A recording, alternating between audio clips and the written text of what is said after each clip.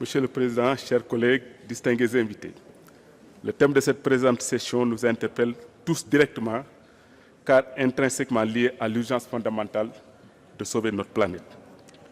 Déjà en 1968, l'écologue américain Feu Garrett Hardin, en décrivant la tragédie du bien commun, avait démontré que l'humanité courait à sa perte si l'utilisation désastreuse de nos ressources naturelles se poursuivait.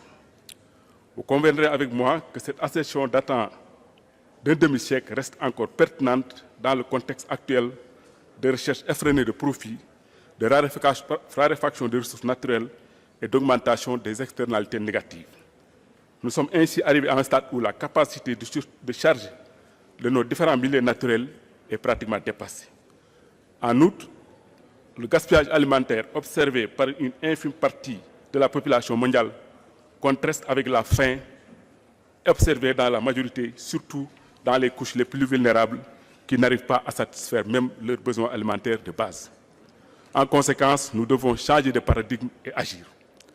Madame, Monsieur, la diminution de notre empreinte écologique ne peut se faire que dans une modification de nos modes de consommation et de production.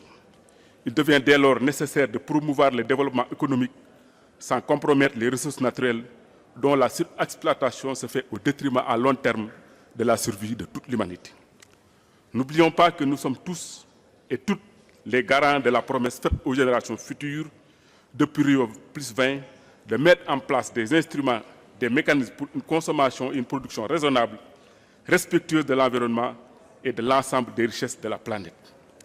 Pour cela, nous devons regarder avec lucidité et clairvoyance les défis qui nous attendent au regard des programmes de développement des Nations Unies pour l'horizon 2030 et des documents de planification de nos États respectifs.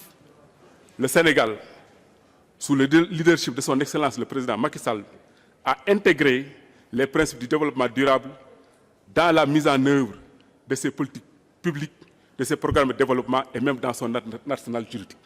Car en effet, dans notre Constitution de 2016, il est inscrit très clairement le principe d'un droit à un environnement. Le PSE, qui est le référentiel des politiques publiques du Sénégal, porte en son article 2 la dimension environnementale. De plus, dans ces perspectives, il est inscrit également la nécessité de la préservation de nos forêts.